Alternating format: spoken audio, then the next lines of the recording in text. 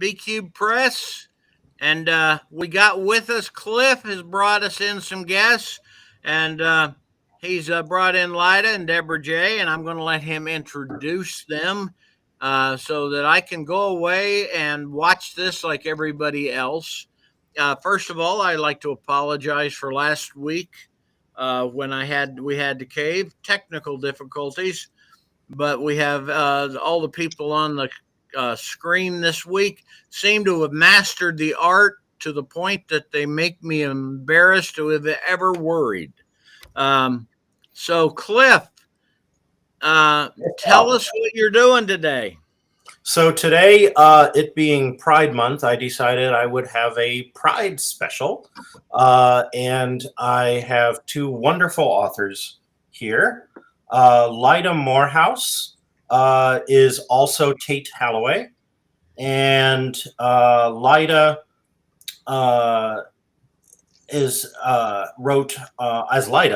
wrote Archangel Protocol. Hold that up, Lida. There you go. First edition of Archangel Protocol. I have a lovely one in my house as well, which was a Seamus, is that how you say it? Seamus Award? That is correct, yes. And a Locus Award nominated book. And her most recent novel, Unjust Cause, was published by the wonderful small press Wizard Tower Press in England. And her who will also be publishing her forthcoming book with the working title, Welcome to Boynet, the first volume of the Earth Shadow series, trilogy, I'm not sure which. We'll see. Series, because the first volume, I'm in her critique group, and the first volume is lovely, at least what I've read so far. Okay, and Deborah J. Ross is also an award-nominated writer and editor. Her work got an honorable mention, Year's Best SF. Her book, Collaborators, was nominated for the Lambda Award. Hold that up. Yep. Wonderful book. Two covers. Yeah, two covers. And we'll talk about that. Two different editions. And that first was Lethe Press, right? I want to say. No, Dragon Moon. Dragon Moon. Okay. That I misremembered. And she's got all these other nominations: Gaylactic Spectrum Award, National Fantasy Federation Speculative Fiction Award for Best Author, and she's been on the short list for the Otherwise Award, formerly the Tiptree, right? And her short fiction has appeared in F&SF, Asimov's Star Wars Tales from Jabba's Palace, which is probably my favorite, Realms of Fantasy, and the Sword and Sorceress series of books. She's edited the Lace and Blade series and many other anthologies, and has served as Secretary of SFWA, the Science Fiction and Fantasy Writers Association, and chaired the jury for the Philip K. Dick Award, another prestigious award. Oh, I did that too. Oh, did you? Okay. Wow. See, you're fabulous. You're such fabulous people.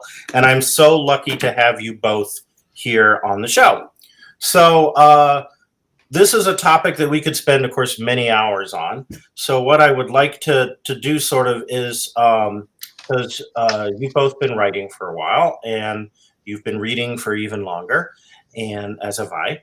And I'd like to talk about LGBTQIA plus, or quilt bag, or queer, whatever you want to say. I'll probably just say LGBTQ plus or LGBTQ because that rolls off the tongue so easily.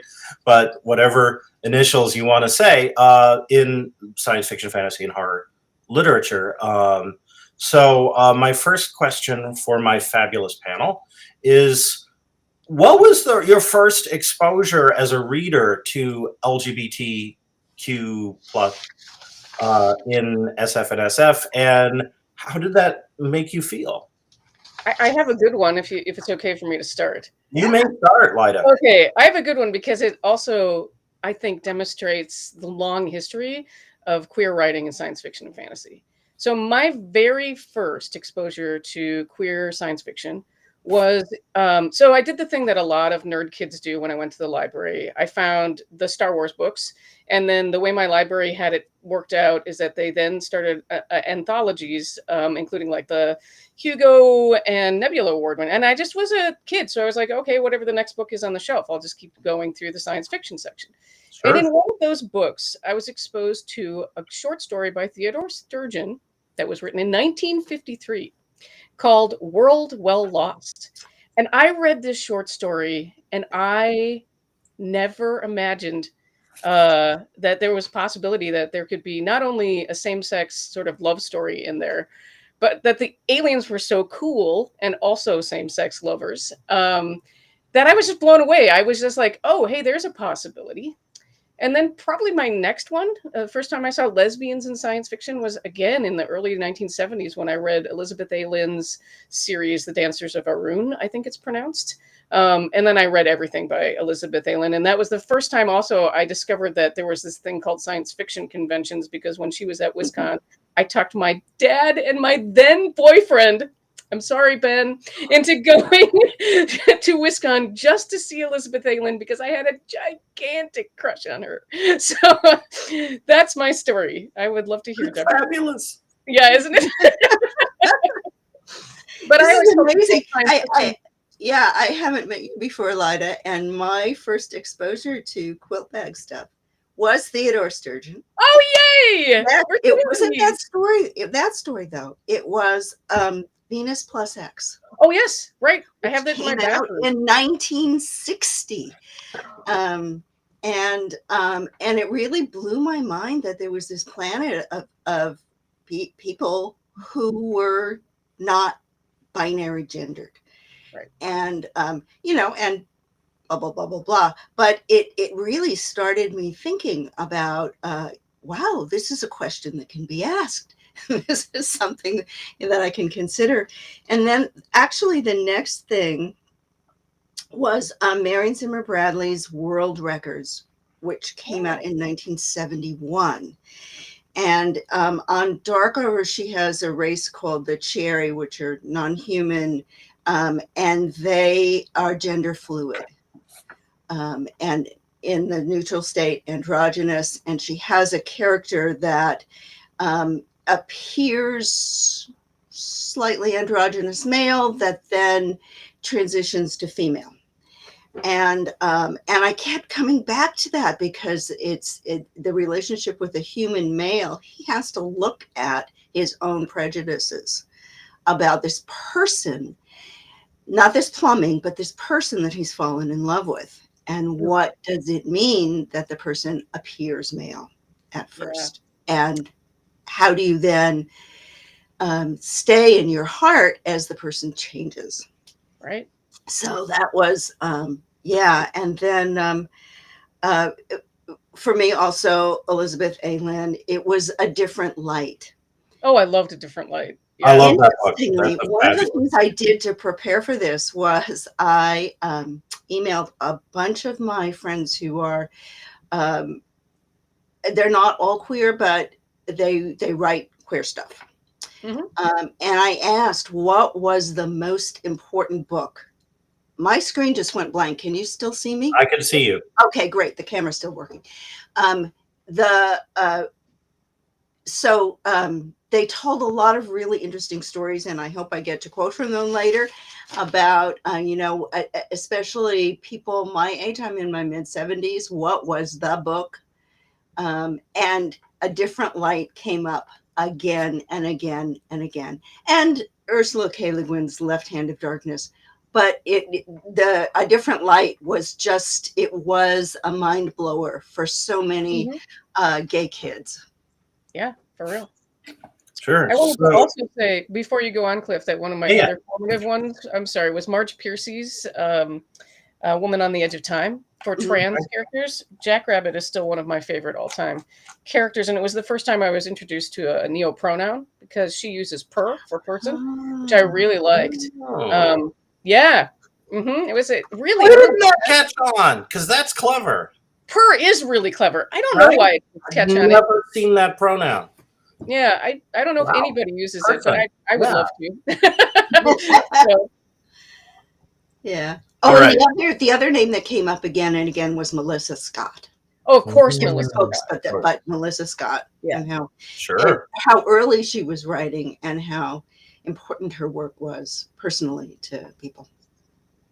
Sure. I So can see- I had a completely different entry point into LGBTQ. So the first also from a school library, William. I don't know if it's Slater or Sleater because I never met him, Oh yeah. but he wrote like 5 million zillion books that we would now call YA. One of them was House of Stairs, which is about 5 kids in a Skinnerist experiment done by an evil totalitarian future United States. 2 boys and 3 girls. And the main character, who is male, has a crush on the other boy. And this is the main character, who is female, who would, in a normal YA, be the love interest, is just his buddy. And at some point, when they're at loggerheads with the other boy, for plot reasons, she's like, I know you've got this thing about him, but we've got to talk about it, right? And she lays it out. She doesn't say, you're gay or you're bi or whatever, but she does say that she acknowledges his crush and then says, we have to move past this and deal with this problem. And that was my first time having my expectations as a reader completely subverted in terms of gender and romance. Right. And then so that was when I was a kid. And then in college, I really got into I devoured every Michael Moorcock I could find. Sure. Yeah. And one of them was this 4-volume The Cornelius Chronicles. And unlike Elric and Coram and Hawkmoon, whatever, this was an explicitly bisexual protagonist. And there's one hilarious. I can't. It would take me too long to read it, but there's one. He does all sorts of experimental fiction stuff in the Cornelius Chronicles. But in the first, I think it's in the final program, the first book. He has a page-long paragraph just listing all the people at a party. And he's got like the college students from here and whatever. It goes through that, and about 2/3 of the way through the list, it just says a heterosexual, and then just keeps going. I was like, wow. There's like gay sex in here, male. Not very explicit sex, but like explicitly, like these guys have just had sex and they're having pillow talk, kind of thing. And his Breakfast in the Ruins, the framing device is a homosexual encounter between 2 characters. And it's a bunch of stories, but that's the framing device. And so this was something I didn't know you could do, right? Until I was in college and figuring out my own sexual orientation at the same time. And I was like, wow, this was super cool. So, and it helped, actually. This helped. Mike's work helped me on that. So that was pretty cool. And then, I eventually found WisCon. I eventually found all the wonderful feminist queer literature that we've been talking about, A Different Light. I loved A Different Light. It was the first Elizabeth Lynn that I read. So moving on from our youth, we all 3 of us eventually became writers. I'm been working on the short story level. You all have been working with stories and novels. And during that time, so now we're going to move forward into like the 80s and 90s and the 2000s. How has the genre's approach to queer fiction changed, and how have you changed in your writing, how you approach it and things like that? So I know it's a tiny topic, should take 5 minutes. Yeah. Well, I don't know, that to be fair, the 2000s was when I was first published. Yeah. So we can talk about what you read in the 80s and 90s too, and how sure, we can talk about that. I think there was an explosion actually during that time of queer stuff. I remember reading like Poppy Z. Bright and just like I don't know. I'm Chris on the spot. I can't name all the things I was reading in the 80s and 90s, but I feel like there was just this weird little, very small beginning of a bubble of at least GLBT stuff, and less on the T at that time. Although I feel like John Varley was writing not great, but at least like, wasn't it Wizard or something that had a trans character, a guy who could get into a tube and change genders? And I say guy because I believe the character started out as male and then just flipped back and forth. But yeah, I mean, that was a time when I was reading a lot of different stuff and when I was finding a lot of stuff. How about you, Deborah? What did you find during the 80s, 90s? Woo. Well, the 80s is, I started publishing short fiction in the early 80s, just in terms of my own work. I go completely blank, but I did make some notes and about when things came out. And the 80s, the late 80s, were the beginning of Misty Lackey's Valdemar series. Oh God, of course, yes. Yeah. So Heirs of the Queen was 1987, but Magic's Pawn, which was again a book that a lot of my gay friends cited, was in 1989. Actually, one of them made the comment that it didn't age well, so maybe not. Well, it's important at the time, right? Yeah, like we just had at the time it was really important. I'm going to go kind of sideways. This isn't really answering the question, but for a decade by decade summary of the starting with pre-1970, Catherine Lundoff, who writes lesbian fiction and also runs Queen of Swords Press, wrote a series called Out of the Past, and it's on www.queersci-fi.com. And it's decade by decade. You could say, oh, this should have been included, but it's a really good place to start. I think the 70s were nibbles here and there, and you can point to this book or that book, or we came up with a few duplicating Theodore Sturgeon and Elizabeth Lynn, who was a little bit later. No, that's late 70s. But by the time we were in the 80s, there was indeed this explosion, not just in I'm not sure when the queer small presses really took off. I suspect it was around that time. Somebody from Lethe Press or Bella Books or something like that can probably take me to task for this.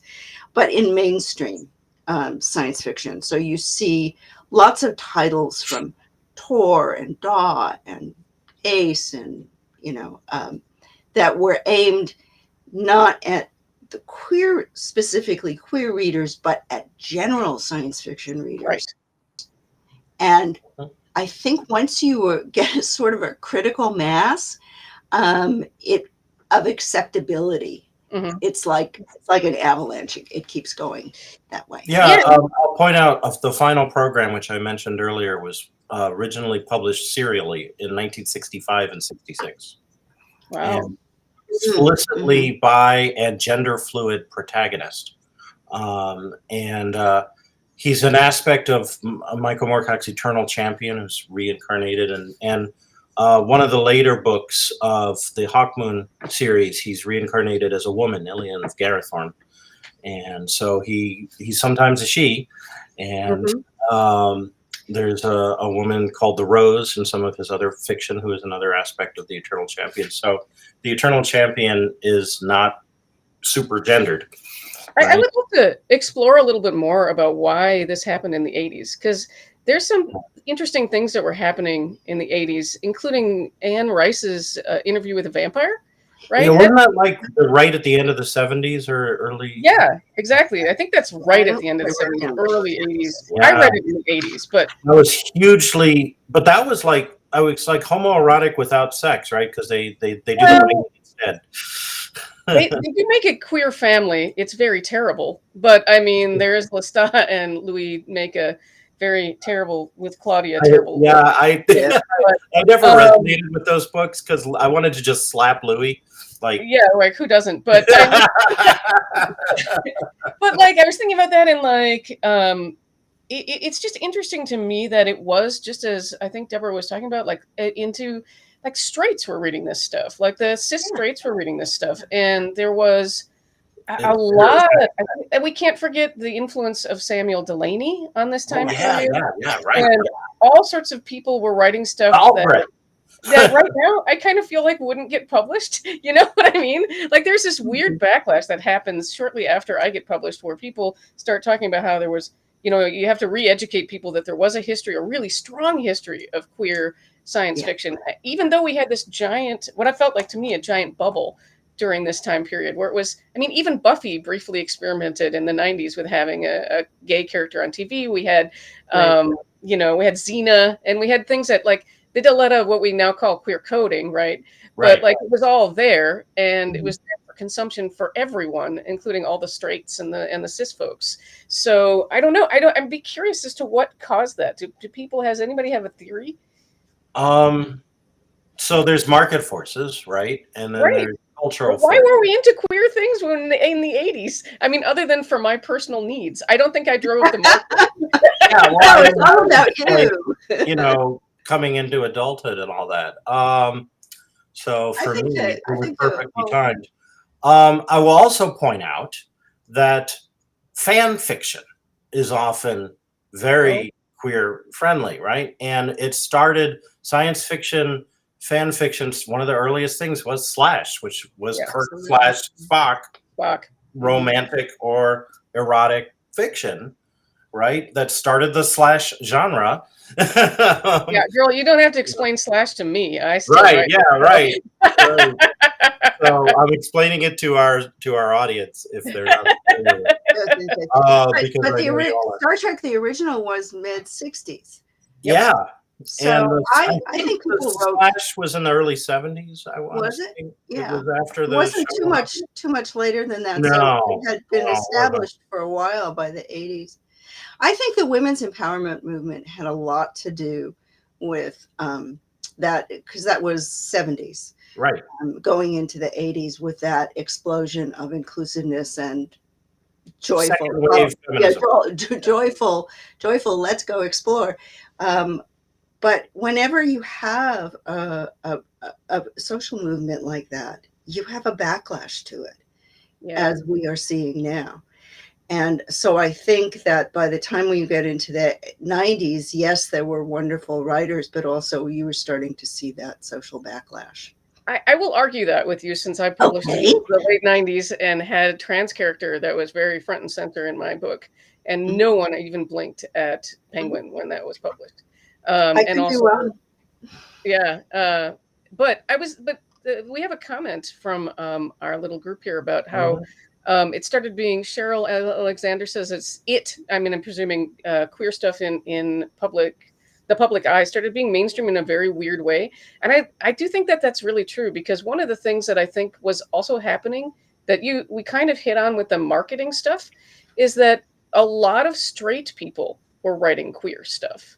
And a lot of cis people were trying out trans and gender fluid things.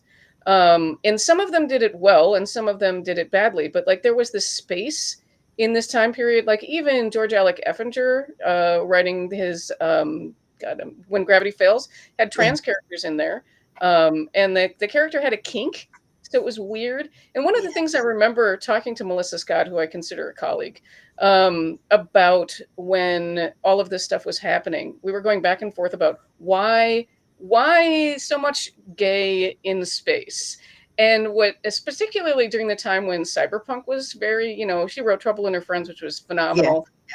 And, I was writing at the same time. And at any rate, we were talking about this, and we were talking about how one of the ways that the mainstream folks accepted us is because gay was considered sort of a thing you'd find in the underbelly of society, right? Like you'd go to the gay bars if you were edgy back in the 80s and 90s. Sure. Yeah, and so this was seen as the future is dark, so there are gay people in it, as an acceptable way for for straight folks to be like, okay, I guess if we're in a terrible dystopia, there will be gay people everywhere, you know, which I found really fascinating. I don't think it's entirely true, but I do think there's a little element to that in at least some of the places where you find, because that's cyberpunk folks really did very much embrace the idea that queer folks would be everywhere and all sorts of queerness. Yeah, William Gibson in Count Zero has a lesbian couple at the beginning. Richard Kadri in Metrophage, the central characters are a polyamorous triad, 2 women and a man. Yeah, that's a really early poly thing. I didn't know about that. That's cool. Yeah. So that was the late 80s when Metrophage came out. And I want to say that there were queer characters in Pat Cadigan's, but I'm not. Oh, there absolutely were. Yeah. I mean, if they weren't explicit, her whole Sinners stuff was very queer and yeah, right. Yeah, right? yeah. That was in there. So there was also in a completely different thread. There was something Deborah, going off the thread Deborah said, the Wanderground by Sally Miller Gerhardt was this all-women utopia thing from the late 1970s. So there was a female separatist utopia literary subgenre. Yeah, Right. I have a bit of geekery about that book. Good. My sister did the illustrations for it. Yeah, my Nice. sister's Elizabeth Ross. Cool. The I don't think I read an illustrator. I had the Women's Press SF edition, which was a reprint, and I don't think that was the first edition had beautiful line drawings. Anyway, geekery, yes. That's awesome. That's awesome. You know, so there's that genre of all women societies, but even before that, like Philip Wiley, The Disappearance, and Lois McMaster, Bujold, Ethan of Athos, we have single-sex societies. And there was something else that was related to Ethan of Athos. And of course, the famous story When It Changed. Yes, that's it. Yeah, that's it. Right. So. Yeah. And the early ones, like I don't think Wiley even mentioned what did these two societies do for sex. But after that, it's like, first of all, recognizing that what are we, 10% of the population, but also that many people are fluid, that sexual orientation for many, not all, but for many, is a spectrum, and it depends on the personalities of the people involved, but it also depends on circumstances. Yeah, absolutely. Yeah. And this is I'm gonna actually cite some behavioral science about rats. So when I was an undergraduate, one of the psychology courses I took as a Common Core was taught by Martha McClintock, who had, previous to this, famously overturned decades of scientific literature about rat sex. And what she did was she looked at all of the experiments of the various animal behavioralists, and she said, you know, all of the experiments you're describing rat sex in cages, in small cages. Why don't I build like a room-sized terrarium and observe? And she found it was completely different in the room-sized terrarium than it was in the cages. That the cage rat sex was a lot more like prison sex among humans. Than, makes sense. Yeah, and she published, and everyone went, "Oh." Right.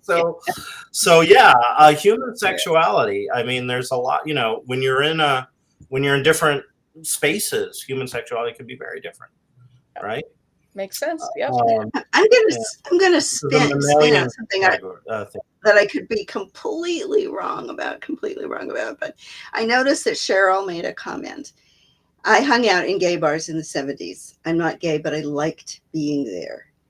And I had the experience of not feeling safe in mixed gender bars, but feeling safe in gay bars and lesbian bars. Mm-hmm. And getting back to fanfic, Mm-hmm. and I've been on panels on it, and one thing that comes up is, why does MM/ have such an appeal for adolescent girls? And lesbians. Let's not lie. A lot of lesbians write Okay.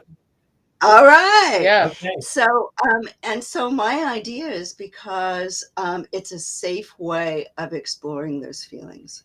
Yeah, I think so. And I also think it's one of the things about slash in particular, and male slash. And we've discussed this at length at some early Wisconsin panels, but I feel like there's also an ability to play with power dynamics in same-sex coupling that's different when it's binary. And because of the oppression of men and our, the way women have been oppressed in this society, I should say, by men, that it's hard to play, like for straight folks to play with the idea of, dubious consent, for instance, or some kink play feels different when it's straight folks than it does when it's queer folks.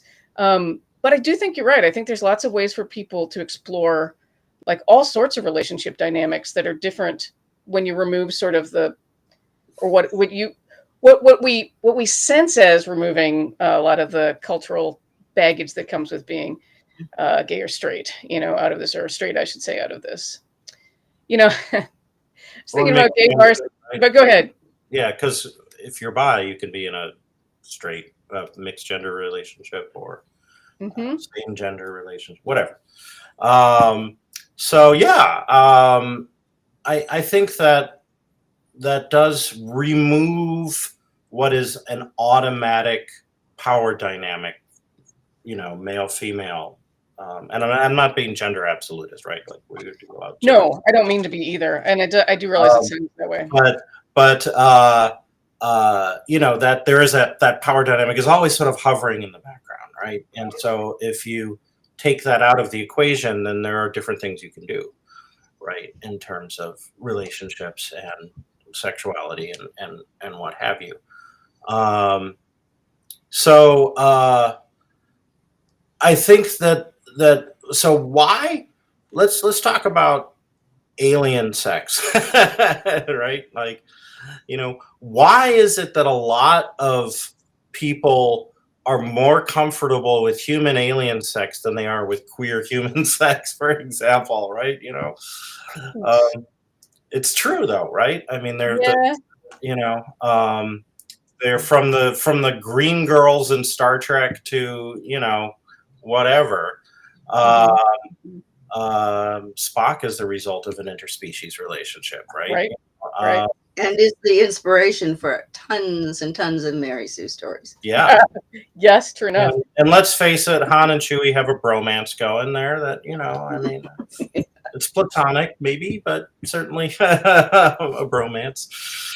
I was talking with my family about sort of the history of queer characters in literature, and I said, is the Epic of Gilgamesh it's totally queer? Yeah, and we couldn't agree. And one family member insisted it was a bromance, and I said, that's so intense. It's so intense. But it's coding. I think it's coding. Just like I think so too. So another book that I read as a child, Jack Vance wrote a tetralogy that was apparently originally a treatment for a TV show, but it never got produced. So he released it as 4 novels. Shea, Planet of Adventure. And I have I bought as a kid the Daw paperback editions, which were like $1.95 each, right? I love that. And the third book, and each one of the books explored a different alien species on the planet Shea. And by the way, I know how to pronounce it because I asked Jack Vance how to pronounce the name of the planet. But the third book, The Dirter, is what he explicitly says. And like I was like maybe 13 or 14 reading this. What he explicitly says is the Dirter had something like, it's been a while, 18 different biological sexes, but they were only allowed, each a being of a particular sex was only allowed to have sex or form relationships with like a subset of the remaining ones, right?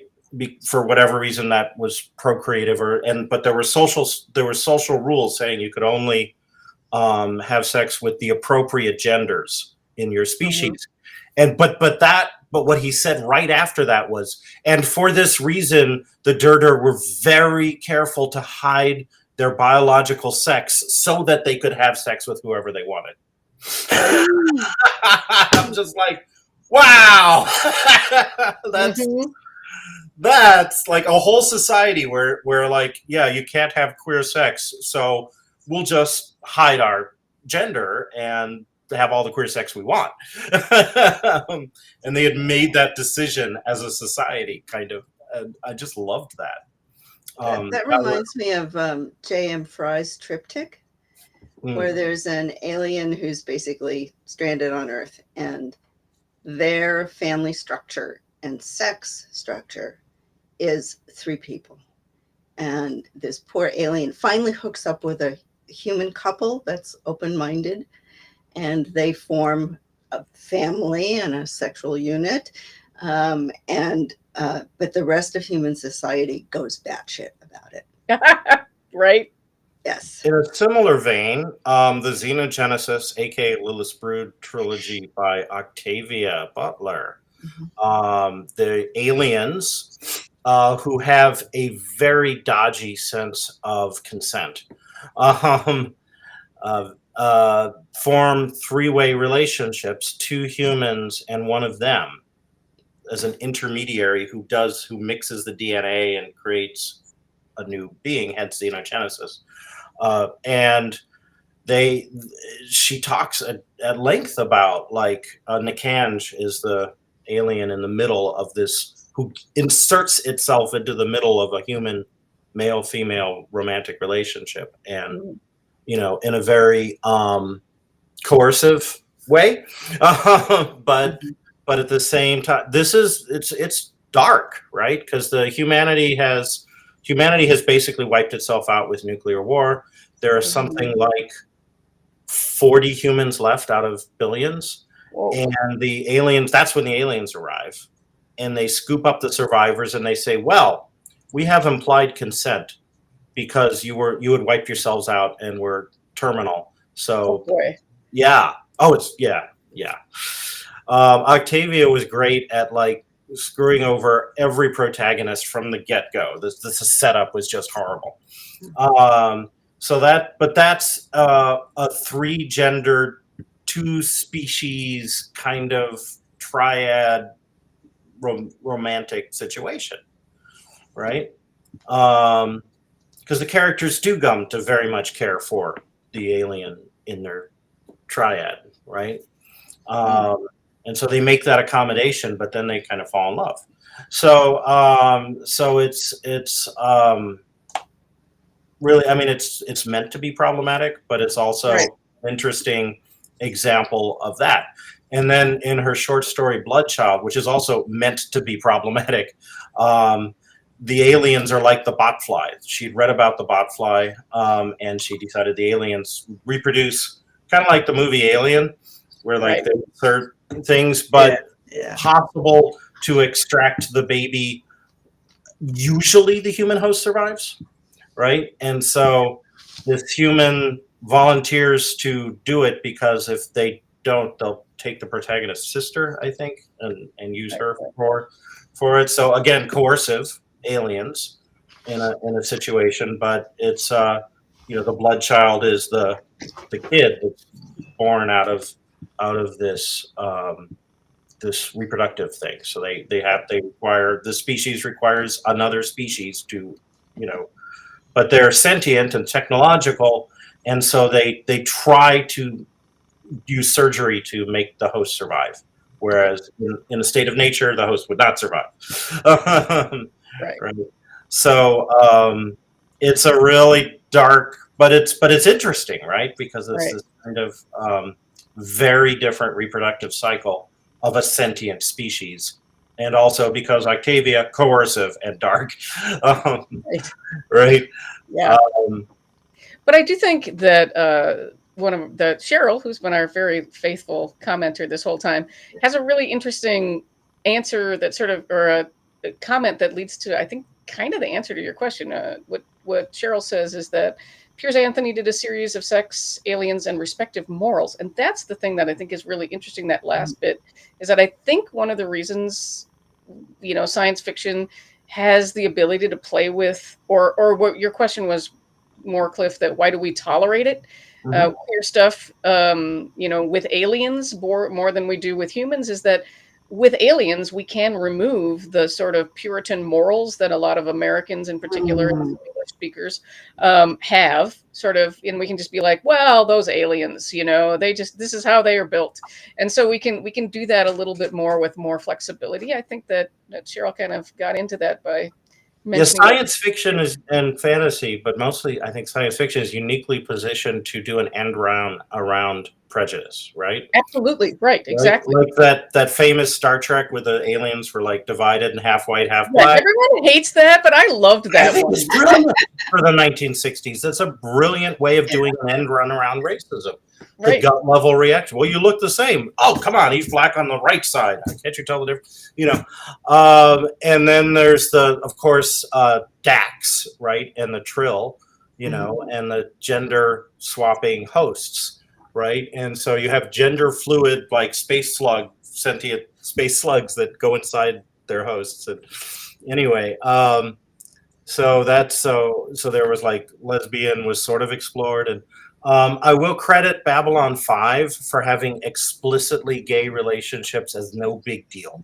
Yes. That was huge in the 90s. When Star Trek was dancing around it with aliens, Babylon 5 was like, no, let's have, Ivanova's bi, right? That's it. Right. Right. She has a relationship with Talia. She has a relationship with Marcus. Done. And then there's the cover story for Marcus, and this was in the 90s. The cover story for Marcus and Dr. Franklin, Stephen Franklin, when they were going undercover to Mars, was that they were a married couple. Yeah, I loved that. It was no big deal. And the humor was not based on any kind of let's make fun of a married gay couple. It's like, let's just make fun of being a couple because we're not obviously romantic. Yeah. And Marcus just keeps needling him because like he's making fun of being in a romantic relationship, but it has nothing to do with the genders. Right. And so that was huge on at least that was huge to me to see that representation. Right. There was another book that I wanted to talk about, but it flew out of my mind. I will hopefully remember before the end. But another 1970s queer book. There were lots. There were a surprising number. So let's. It's getting towards we're 2/3 of the way through.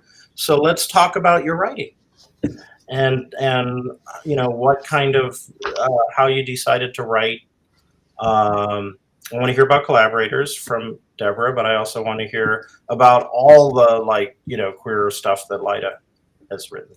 So talk about your writing and how you feel like how you were inspired and how you feel like you're contributing to the conversation. I cede the floor to Deborah to start this. Okay. Well, as I said, I started selling short fiction in the early 80s, and I sold a lot of short stories before I sold my first novel, and there were queer characters and there were polyamorous relationships in some of those stories. And my second published novel, Northlight, had an FF couple. It is, both of them are bi, and both of them are so wounded at the beginning of their relationship that this is the only healing, intimate relationship either one of them can have. And actually, that is what drives the plot for most of it. And then in 1991, my family and I lived in Lyon, France. which was the center of the French resistance to the Nazi occupation. Oh my God, it was amazing. My kids were 4 and 11, and they both went to school, the older one in a bilingual school, but it was just an amazing experience. Anyway, every time you turned around, you either saw a Roman ruin or a plaque that said, at this date in 1940 something, so many Jewish families were deported, or so many people were executed by the Gestapo. I mean, every time you turned around, it was there.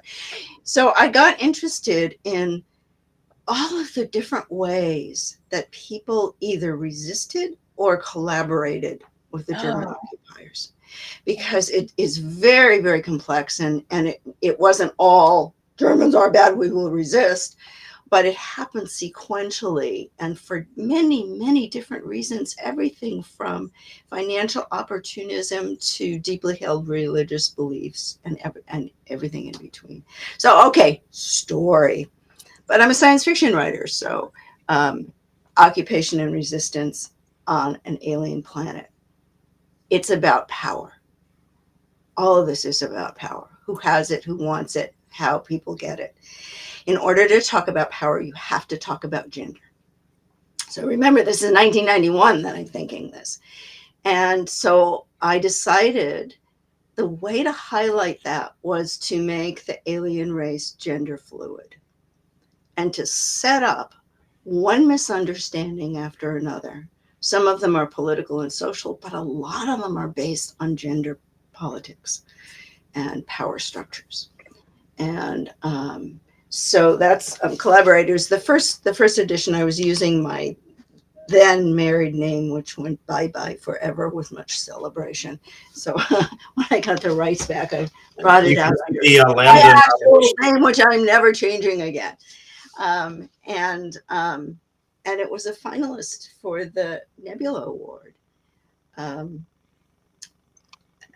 I used the masculine pronoun as inclusive for the native race, probably because it was I was formulating this in the very early 90s, right. And I hadn't had those discussions about pronouns and gender identity and how the aliens might see themselves. Today, I might make a different choice. But that's what I did then. And on the very first page, there's a discussion. There's a native with 2 of his children are out stargazing, and they see the Earth spaceship in orbit. And he makes an offhand comment that one of the children he had born himself, but the other had been born by his dead maid, and was especially precious to him. And it just, my heart went out when the scene came to me. And I remember reading it, I think it was SF and SF. I read the opening, and Nisi Shaw was in the audience, and she said, "Wow, you really nailed it. We are not in Kansas, and we are with families love each other." And that's actually one of the verses in the book. So it is very family focused. It's very family focused, yeah, because the aliens are, and they have their relationships and their biology have humans constantly confused because of their androgynous, slightly masculine appearance in the neutral state. And then when they get pregnant, they look very, very female. And the humans just don't know how to cope with that. And sometimes they misunderstand with disastrous consequences. So, and since then, so I wrote that book in the mid-90s. It didn't get published in 2013, but in the meanwhile, I started continuing Marion Zimmer Bradley's Darkover series. And of course, there are queer characters there. Not so much trans, but yeah, some cherry. So I take that back, yes. And one of the things that I got to do in last year of Marion's life, she wrote a novel that was mostly about Regis and Danilo. And I waited a few books before I could tackle it. She was very, very ill at the time. She'd had all these strokes, and finally, Betsy Walheim entrusted me with this manuscript, and I went, "There's the heart of a really good story here, but oh my goodness, I cannot use any of this prose." And so a lot of it was how they dealt with a polyamorous situation, because Regis does get married. And it raises all kinds of issues because his primary relationship is with his male lover. And for reasons, he gets married to an unusually open-minded woman who understands the situation and doesn't try to change it. And the interesting thing is, yeah, I got email from gays who were still in the closet thanking me. I got email from a lesbian who used the book as a way of coming out to her father. And I got hate mail saying, "How dare you put homosexuals on Darkover?" No one is queer on Darkover. No one, possibly. Yes. The Darkover series is coming to an end with this next book, and I'm one of the projects that I want to move forward with, which is in almost finished form, is features it's YA. My character is lesbian teenager astronomy geek, saves the world from chaos vampires, kind of thing. And As one does. As one does, absolutely, absolutely. Especially since the chaos vampire is female and uses pheromones to get the males to do whatever she wants until she encounters a lesbian, and then interesting things happen. Nice, I like it. In the future, there's more queer stuff coming down the turnpike. Okay, Lyda, you're doing all sorts of camera shenanigans. Oh, I can't hear you. So your sound went off. Talk, say something. Nope. All right, so while Lyda is figuring out your microphone issue, which is keep trying to talk because we can't hear you. I'll say that I have, like I said, I've only published short stories so far. I do have one novelette in a Baen anthology straight out of Deadwood of weird westerns, where I have an explicitly bi, lesbian-leaning protagonist.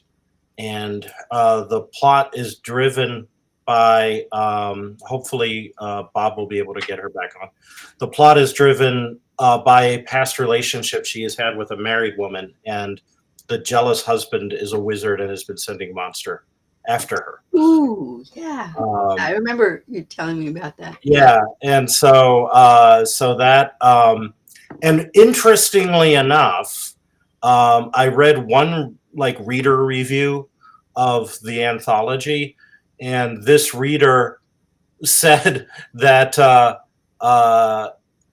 my protagonist had a relationship with the wizard, and he had sent, this monster. And I'm like, how did you miss that? Because I was very explicit about, no, he was having a relationship with the wizard's wife, or she was having a relationship with the wizard's wife. And, she has to actually explain that to a kid in the 1880s. And so, and she said, well, don't covet your neighbor's wife. That was what I, fell into, because the kid is a child of a preacher, so understands that. Okay, Lyda is saying that she cannot unmute. But we are at this point 6 minutes away from the end of the hour, so I'm going to ask Lyda to type things or to do interpretive dance. And Bob, Oh, I want to see Lida do interpretive dance. well, at this point, we're about 5 minutes from the end, so this is the point where Bob is going to plug some B-Cubed Press titles, and then I'm going to ask my guests to plug their latest works, and at the very least, Lida can hold up a book cover. So, Bob, take it away. Hey, Lida, can you hear me? I didn't ask if you could talk. I just said, could you hear? Uh-oh. We just lost Deborah.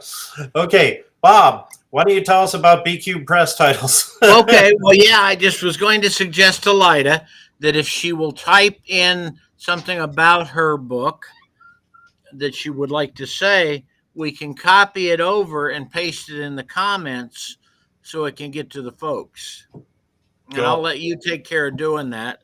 Yep. And I don't know if Deborah is gone or just Nope. taking. Oh, there she is. Yay. You know, good. Well, anyway, hi, this is Bob Brown, BQ Press. I am here to plug. First of all, I'll tell you next week is David Gerald and Jim Wright. And I found out the hard way. They will not let me vanish off like I did this time. So I'm going to be hanging with them. And I'm also going to be doing that from Black Hills Con.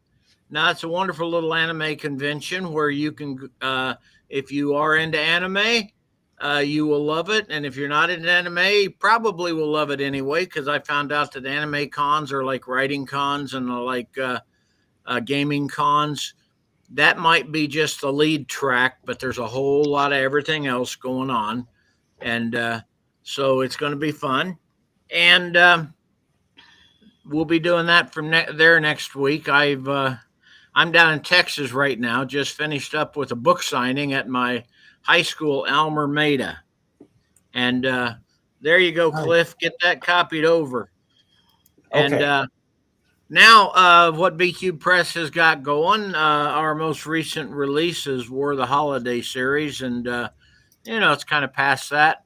But let me just say that we do have some new books coming in process. We just finally closed out Scott's Planet. So we're going to start editing. And I understand, Cliff, you submitted for that. Good. I hope that it doesn't suck so I can buy it. Me too.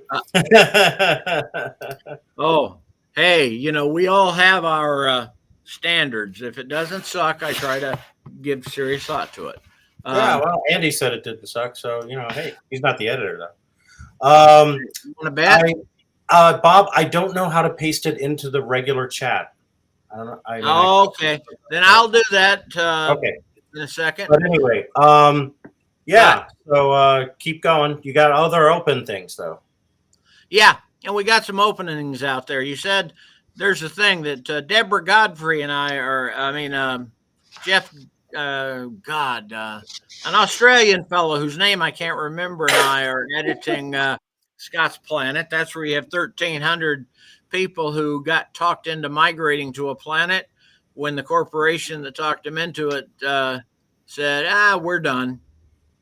We're going home. Have a nice future, stranded colonists. We're enjoying that one. The other one we have, that's closed, so no good. But there will be future volumes in that series. There will be future volumes. The next one we have right now is Karen G. Anderson. Karen G. Anderson is one of the most best up-and-coming writers I've ever had a chance to work with. She is a marvel on writing. She's pretty damn organized, and she's a nice person. And so she is editing, going back to the very first book we published. Okay. I know she's still there somewhere. To the very first book we published is Alternative Truths. And so this one is Alternative Truths, Southern Edition, Bless Their Hearts. Is that part of the title? That is the title. Bless Their Hearts is part of the title. Beautiful title. Hey, come on. Was Sarah Huckabee trying to make it up so a 14-year-old girl can serve you drinks in a bar? Um, and, oh, we can't get enough workers. Let's drive the wage down a little bit more by putting high school kids working at night. And it's Yeah. just horrible what they're doing. And Disney and God, DeSantis down there. DeSantis saying, don't mess with the mouse. yeah, I hope he learns that the hard way. But DeSantis making it so that if teacher can get fired for revealing their sexual orientation to their students, come on, guys, this is ridiculous. Let's let the world be. And so it's just across the South. You go into Texas where there's a bounty on pregnant girls. If you can find a pregnant girl that you can prove is pregnant and doesn't deliver, you get a $50,000.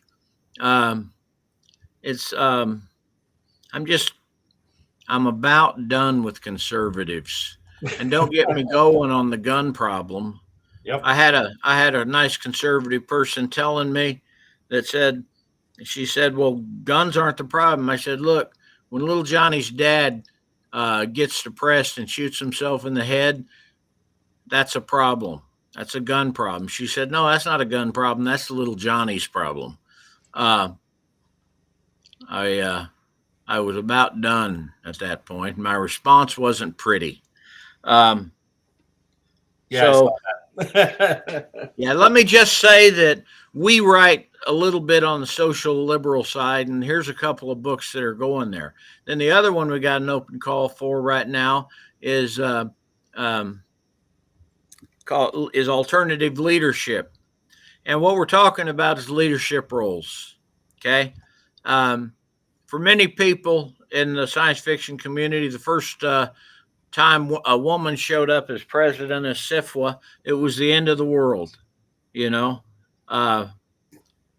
and because that person didn't know their place. They were in a role that wasn't made for them.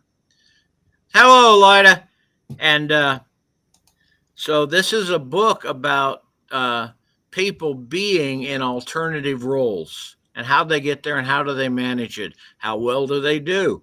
I mean, do you really think the National Organization for Women is ready for a gay president? Or, a male leader? Is the National Football League going to get a... Hey, we're bouncing everywhere. Just keep talking. Yeah, that's the concept. So these are available to submit to on Moksha, and we're excited to do it. And again, next week we've got Jim and David. So that's what B Cube Press is up to. And so why don't you have our guests tell you what they're up to?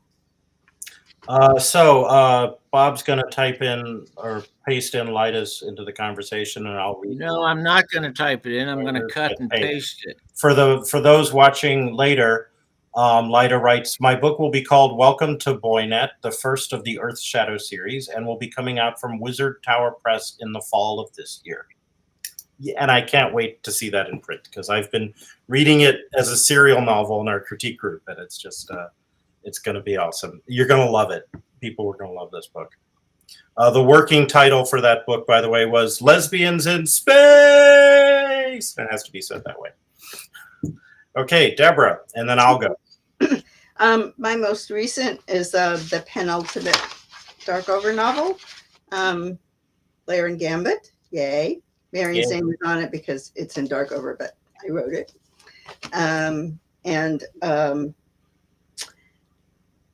I'm working on a novella, which is basically Red Sonja in the Land That Time Forgot.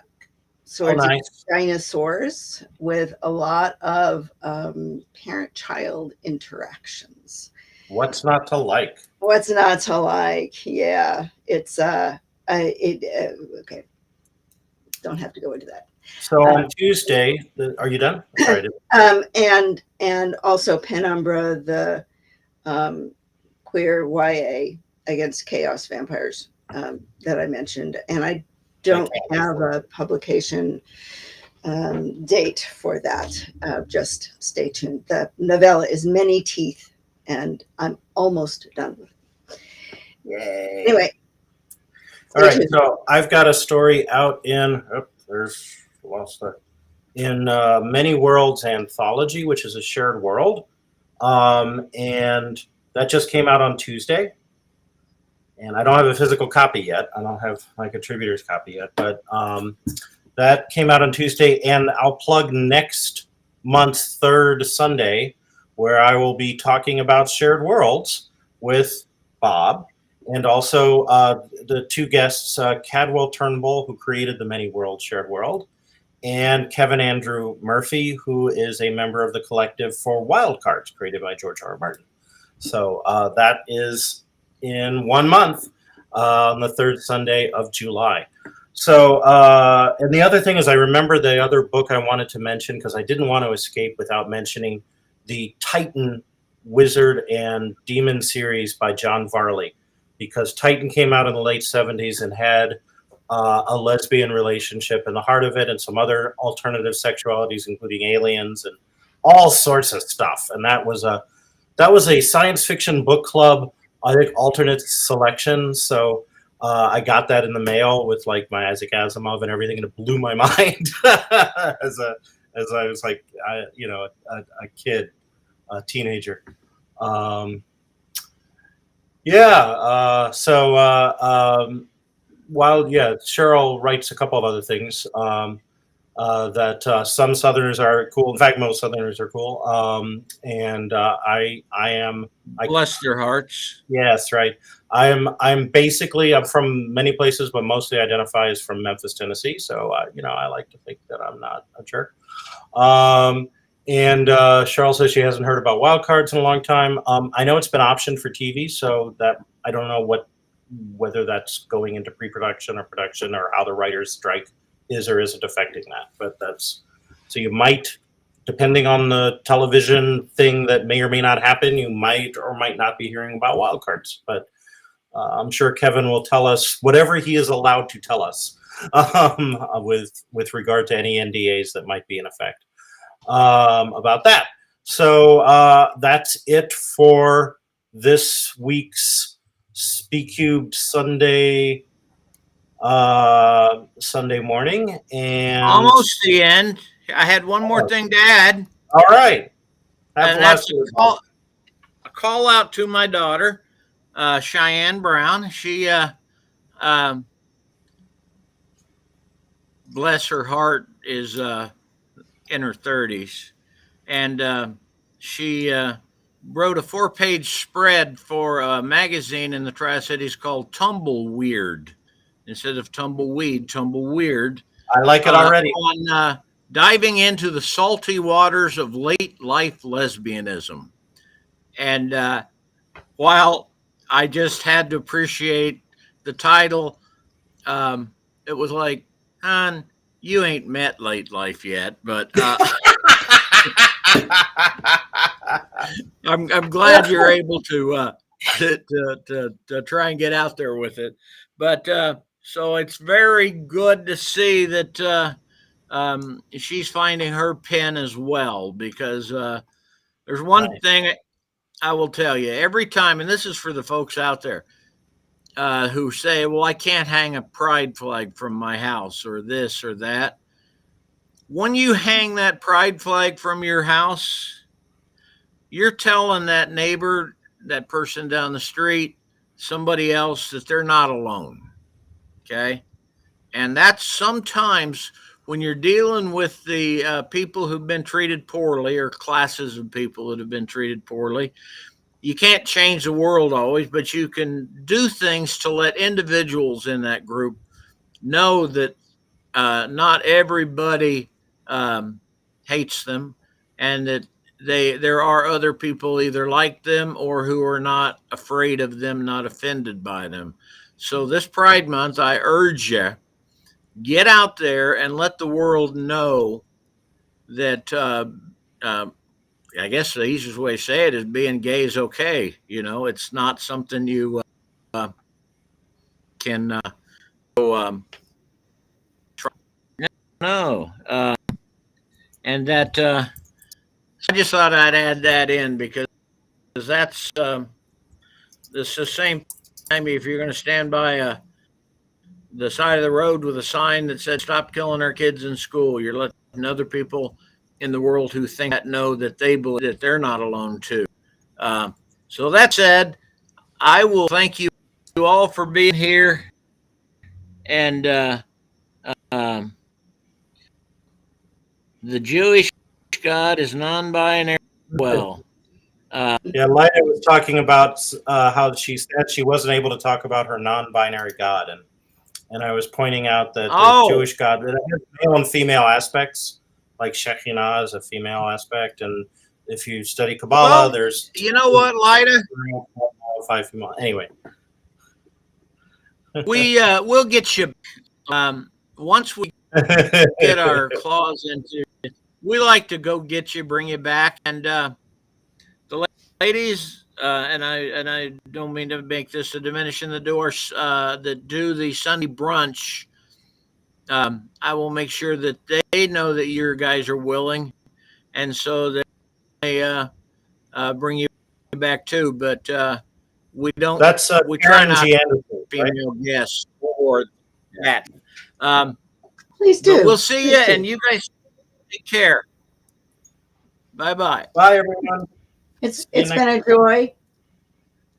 Love is a great thing. Let's celebrate all its